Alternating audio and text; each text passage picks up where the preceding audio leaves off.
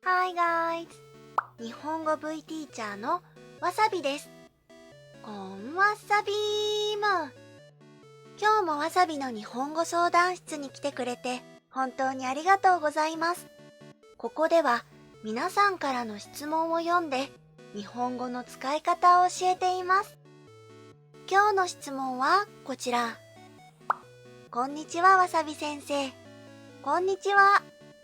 今は N4 です。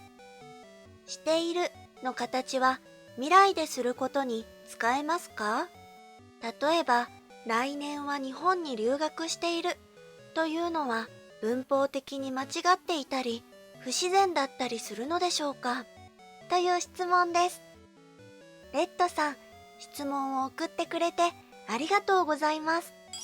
まず、質問の答えですが、正解だし自然だけど不正解で不自然です。つまり、この文は使えるケースが決まっているということです。今日は、で、いますの復習と、で、いますをどんな時に使えるのかを勉強しましょう。まず、で、いますにはどんな意味がありましたか？そうですね。この文法は動詞の進行形、つまり ing、状態、状況を説明します。留学します。スタートポイントがあって、そこから留学しますが続いている時に使います。去年から日本に留学しています。では、来年は日本に留学しているを考えましょう。例えば、自己紹介です。はじめまして、わさびです。来年は日本に留学しています。これは自然ですか？自然じゃないですか？これは自然じゃないです。今言いたいことは留学するということです。留学している状態の話ではありません。もし留学することが決まっているなら、来年は日本に留学します。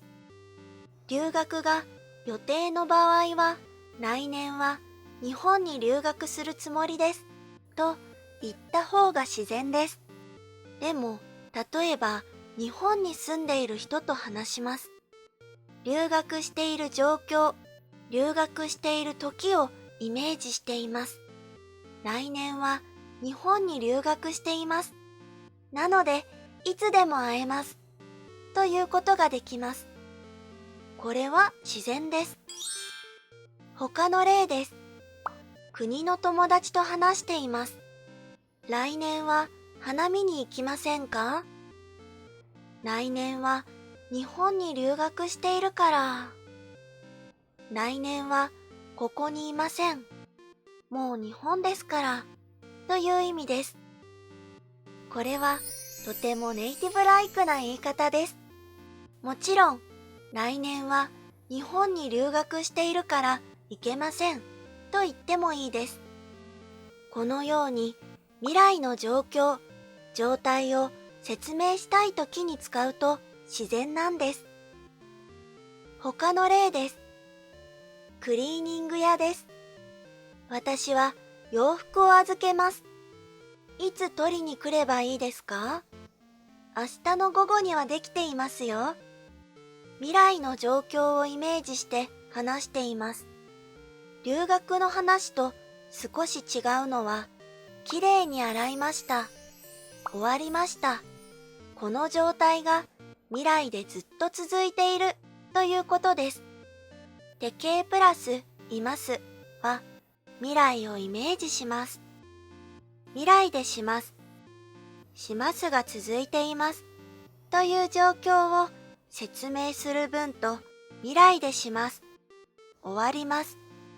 それが続いています。という状態を説明する文に使うことができます。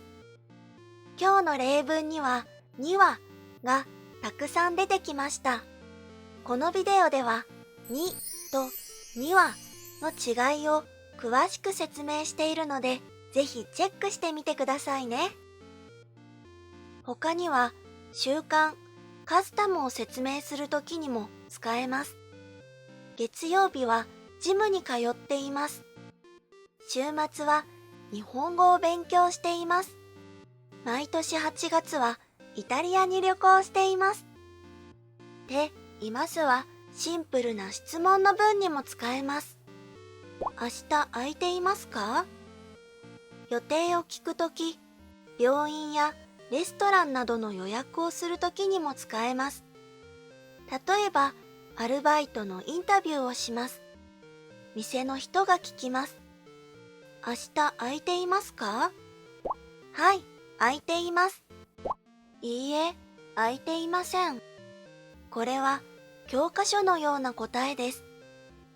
文法的に正しいですが、すみません、学校があります。や、すみません、他に予定があります。授業があるので難しいです。のように理由を答えると親切です。友達などカジュアルな会話やチャットでは、明日何してる？と聞く人がいます。空いていますか？はダイレクトです。何してる？は違います。あなたを誘いたいです。何かを頼みたいです。でも、ストレートに言えないとき、もし、ノーと言われても、何でもないよ、ということができるように、質問する人にも、質問される人にも、ワンクッションを挟む表現です。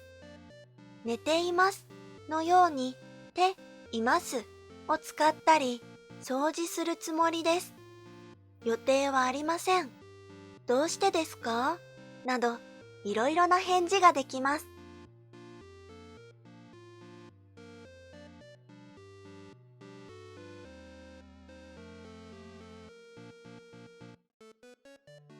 今日も最後まで見てくれてありがとうございました。勉強になったと思ったら、ぜひチャンネル登録、いいね、よろしくお願いします。新しい質問も気軽に送ってくださいね。それでは次のレッスンでお会いしましょう。おっつわっさびーむ。バイバイ。